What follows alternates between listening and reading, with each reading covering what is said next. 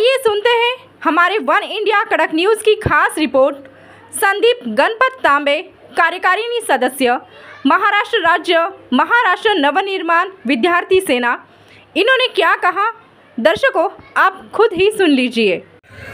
नमस्कार, मी संदीप तांबे, धारावी विधानसभेचा सुज्ञ मतदार या नात्याने आपल्याशी संवाद साधत आहे।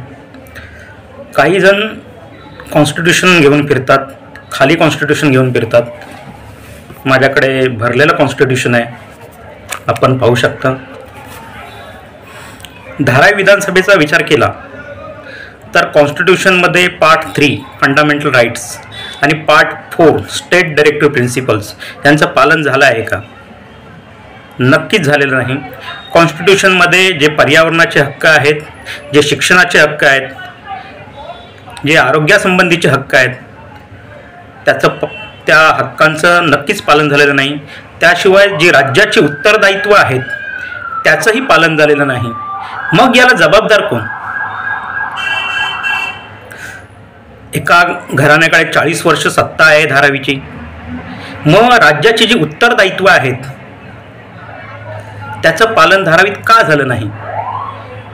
इथे शिक्षण संस्था नाहीत, इथे चांगली कॉलेजेस नाहीत, इथे गार्डन्स नाहीत, आरोग्याच्या चांगल्या सुविधा नाहीत, ज्येष्ठांसाठी मनोरंजनाची काही साधने सुद्धा नाहीत, एखादं क्रीडा संकुल नाही। मग हे फेल्युअर कोणाचं आहे? इथल्या लोकांना चांगली घरं मिळणं हा त्यांचा हक्क आहे, पण ही घरं मिळू द्यायचं नाही।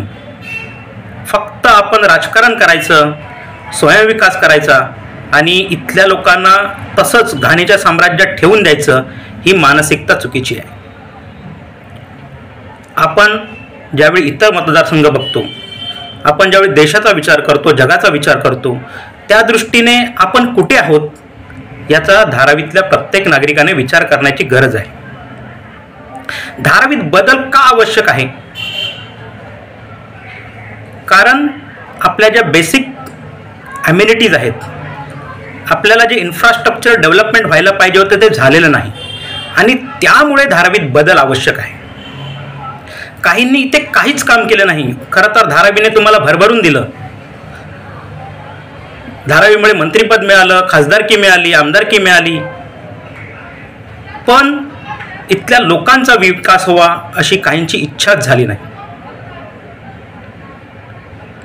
त्यामुळे धारावीतल्या लोकांनी आता आपला विकास घडवण्यासाठी स्वतः पुढे येणं गरजेचं आहे। विधानसभेची धामधूम चालू आहे, यावेळी आपण बदल घडवणं अत्यावश्यक आहे।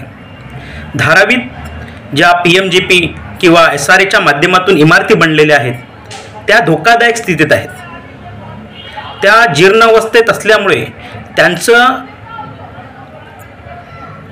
त्यांचा विकास होणं अत्यावश्यक आहे। धारावीवरती ज्यांनी राज्य केलं त्यांनी सांगितलं आम्ही पुन्हा निवडून आलो तर हा धारावी पुनर्विकास प्रकल्प रद्द करू। हा प्रकल्प रद्द केल्यानंतर या इमारतींचं काय होणार याचा प्लान त्यांच्याकडे नाही। इथल्या धारावीतल्या झोपडपट्ट्यांचं काय होणार याचा प्लान नाही। फक्त आम्ही रद्द करू म्हणून चालणार नाही। लोकांचे जे घरांच्या विषयीचे प्रश्न आहेत त्या बाबतीत आपलं व्हिजन काय आहे हे तुम्ही लोकांसमोर मांडलं पाहिजे। फक्त प्रकल्प कॅन्सल करू हा त्याचं उत्तर ठरणार नाही आणि जर यांच्याकडे उत्तर नसेल तर त्या विरोधात धारावीवासियांनी आवाज उठवलाच पाहिजे। आणि हा आवाज उठवण्याची आपल्यासमोर एक सुवर्ण संधी आहे। येत्या 20 तारखेला विधानसभेचं मतदान होत आहे आणि या विधानसभेत, धारावी विधानसभेत बदल घडवण्यासाठी आपण सज्जतेने उतरायला पाहिजे।